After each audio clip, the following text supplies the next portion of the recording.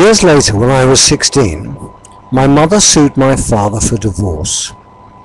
Now, she'd saved up for this for at least 5 years, which must have caused a considerable hardship, and may have been the reason for taking on yet another job in the evenings.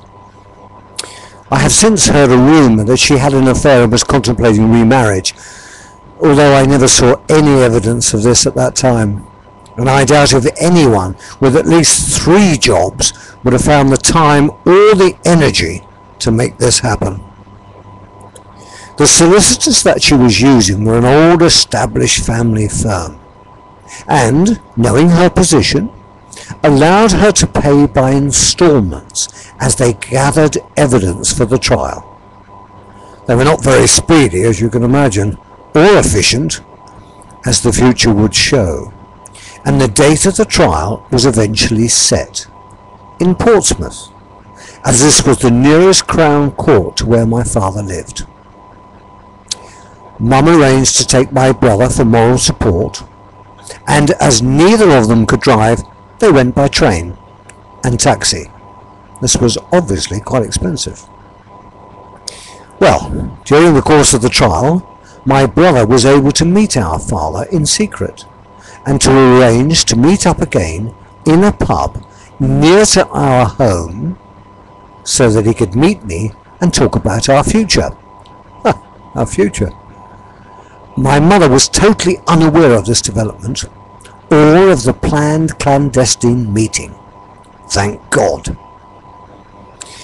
The day of the meeting came and we left the house at different times, as Mum would have thought it strange if we were going anywhere together, as we had our own circle of friends and vastly different interests, and never went anywhere together. So, we arranged to meet up in the street at the top of the town, and go into the pub together. As it turned out, my father was late, and I was to learn that this was a trait of his, never to be on time, as this was taken as a sign of conformity. So, we watched the door as various people entered and left, but I seemed to know by instinct that they were not the person that we had come to meet. We sat there for quite some time. We had a drink and we chatted and we talked and we looked out of the window, and eventually, well, we were just about to leave, when the door burst open and a large man with a fiery red beard, like Santa on fire, filled the doorway. His gaze swept the room, then, seeing my brother, he laughed heartily and boomed, "Been waiting long?" Then turned to me and said, "You must be Andrew. Still fair, I see.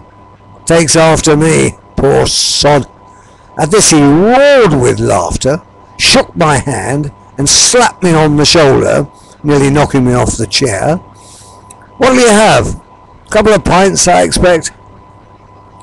He walked to the bar, greeted the barman, and I heard him order the drinks. Then, as if he was a regular and drank here every day, he began telling jokes, and they were both soon laughing and chatting over some dodgy story. We both sat mesmerised. Who was this man, who seemed to evoke friendship and understanding from complete strangers? Well, I was transfixed, my mind in a whirl.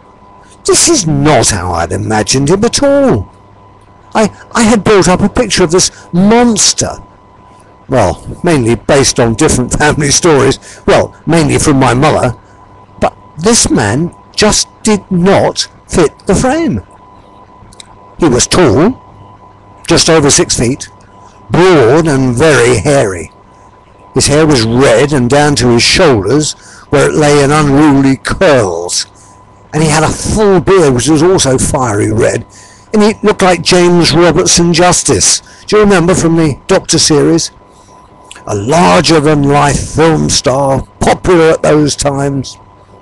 Anyway, he was dressed in a large brown camel hair overcoat, the belt tied around his ample middle, polished brown brogue showed underneath, and he gave the impression that he'd come to sell us a car, or con us out of our life savings. I had never met anyone like this before. I looked at my brother in amazement, and he shrugged and said, "Well, I told you he was different." Anyway, he brought the drinks back to the table, carried both our pints in one hand, and in the other a large glass of sherry. Sherry? And as he pulled up a chair, he saw my face and he said, "I never drink beer. Beer is for workers, not bosses. I drink wine or champagne, according to how good the week has been to me." We began to talk about life in general, and each trying to top the other to hide our nervousness and obvious unease. There was so much to ask him and so little time. What do I ask him? My mind was so full of disjointed ideas and very little sense emerged. I do remember that I told him that I was learning judo, and this started him talking about his life in the Navy and how he learned unarmed combat and wrestling, and although he said it was a little use in everyday life and that you'd be better off paying a bodyguard to protect you if you needed it. Anyway, he suddenly jumped up and called out, "Any food going, landlord?" When told that the kitchen was shut, he said to us, "Drink up," and he would take us to a hotel that he knew, where they did this fantastic rare beef sandwiches. So, we drove in his Bentley to the hotel in Virginia Water, where we had further drinks and the most delicious sandwiches. Well, I had the same as him, rare beef and horseradish sauce. The first time I tried this combination, and it is still a favourite with me today.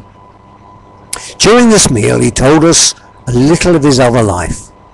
He had 2 sons and another one on the way, and a boat, and planned to sail to the Mediterranean for a few months.